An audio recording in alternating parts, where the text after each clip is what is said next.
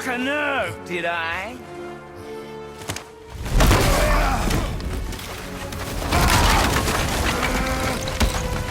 Who are you hiding? Slow and old. You should never have come to Midgard. So, care to try again? God of War has been a cornerstone franchise for Sony since Kratos slayed the Kraken back in 2005 on the PS2. The sheer spectacle and the over-the-top violence combined with its portrayal of Greek mythology earned critical acclaim and commercial sales, which only increased with the release of God of War 2 in 2007. Though the trilogy would end in 2010 with God of War 3 on the PS3, the series would see its share of prequels and interquels like God of War Ascension, Chains of Olympus, and Ghosts of Sparta. However, in 2016, Santa Monica Studio unveiled a bold new direction for the series. Picking up several years after the third game, it saw Kratos now residing in Midgard with a son. The sequel would effectively serve as a new beginning of the series, revamping the combat and gameplay structure while also introducing a one-shot cinematic approach for long, uninterrupted scenes. Released in April 2018 for PS4, God of War took the series to new heights, selling 19.5 million copies as of August 2021 and being considered one of the very best games ever made. A lot of factors went into making it successful, but we're going to hone in on a boss fight that stands out to this day. You do not want this fight. Oh, I'm pretty sure I do. One of the few criticisms with God of War's release was in the variety of bosses, but pretty much everyone unanimously agreed that Baldur was a big standout, not only as a boss, but as a video game antagonist. In many ways, the developers' handling of Baldur's fights showcased how it stood out not only from the older titles, but gaming in general. Major story spoilers follow, so be warned.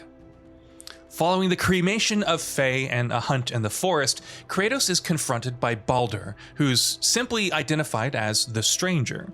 The latter openly antagonizes Kratos, claiming to know both who and what he is. Despite multiple warnings, Kratos eventually fights Baldur while Atreus hides in their home. Of course, it's not long before the two are crashing through the trees and rocks in their fight. Baldur's abilities range from super strength, which is obvious by the force of his blows that send Kratos flying, absorption of elements like ice after Kratos pierced him with the Leviathan axe, and the ability to manipulate light, which allows for super speed, including dashing and a quick jump and dive bomb, energy projectiles, and emitting a shockwave that could knock players back. However, Baldur also can't feel pain. Every time Kratos brutally beats him and depletes his health bar, Baldur not only recovers, but pushes back even harder, making this a hopeless battle. The fight ends when Kratos snaps Baldur's neck and drops him into a ravine, one created by the sheer force of their confrontation. Of course, this is only a brief reprieve. Baldur appears later, none the worse for wear, interrogating Mimir with his nephews in tow, and again before Kratos and Atreus can venture to Jotunheim. So much about this first fight serves as both fitting and yet antithetical to what previous God of War fights offered. In the original trilogy, several of the most memorable fights were grandiose and epic, much like the Greek pantheon themselves. Zeus, Poseidon, and even Ares from the first game serve as the best examples. There was still a strong amount of brutality befitting the nature of Kratos' rage at the time. However, in God of War 2018, age hasn't exactly dulled Kratos' anger as much as honed and focused it. This results in a knockdown, drag-out fight that isn't as spectacularly gruesome as previous titles, but still feels like a clash between titans. It also helps reinforce the more grounded mechanics of the game, not to mention the more up-close and personal nature of the combat that relies as much on combos as it does on dodging and parrying. It also serves as a great showcase for the one-shot style presentation, with no cuts despite the battle being all over the place. As the story progresses, it's revealed that Baldur traveled to Midgard on Odin's orders to hunt down Atreus and Kratos to prevent Ragnarok, though it's later revealed that he was seeking Faye due to her being one of the last frost giants. Odin promised that he would break Baldur's curse, which was created by Freya and made him immune to pain and all other sensations, though it was never really confirmed whether this was possible. Regardless, Baldur's overwhelming presence throughout the story and his ability to keep popping up at the worst times is due to being Odin's best tracker in addition to his unrelenting nature. By the end, however, Baldur turns out to complement Kratos in a number of ways. Both have suffered due to the will of their fathers, and both pursued vengeance against their parents. In the final battle, as Baldur seeks to harm Freya and Kratos stops him, the latter even says outright that he wouldn't find any peace of vengeance. Despite this, the two fight once more, but this time Atreus is with his father, while Freya seeks to separate both parties, using her magic to conjure up roots to bind them. Many of Baldur's attacks are the same as before, but it's only after attacking Atreus and being injured by mistletoe that Baldur finally becomes able to feel pain. At this point, Freya uses the corpse of Thamur, the frost giant, to try and separate the three.